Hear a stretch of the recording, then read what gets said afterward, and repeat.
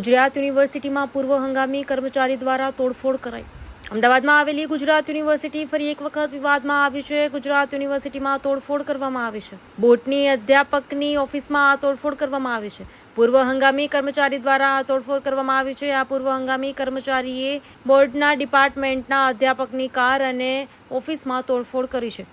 પૂર્વ કર્મચારીએ ઓફિસના દરવાજાનો કાચ તોડી નાખ્યો છે અને ટેબલ ખુરશી તથા કારને પણ નુકસાન પહોંચાડ્યું છે। મહિલાની ફરિયાદ બાદ કર્મચારીને કાઢી મુકાયો હતો। તમને જણાવી દઈએ કે જૂની અદાવતમાં આ કર્મચારીએ તોડફોડ કરી હોવાનું જાણવા મળી રહ્યું છે।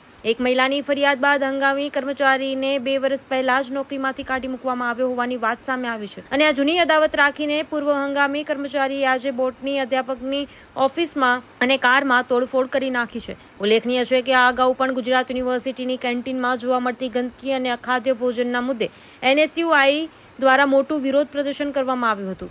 NSUIના કાર્યકર્તાઓએ કેન્ટીનની તાળાબંધી કરીને આક્રોશ વ્યક્ત કર્યો હતો। બ્યુરો રિપોર્ટ ચિરાગ સોની, અમદાવાદ।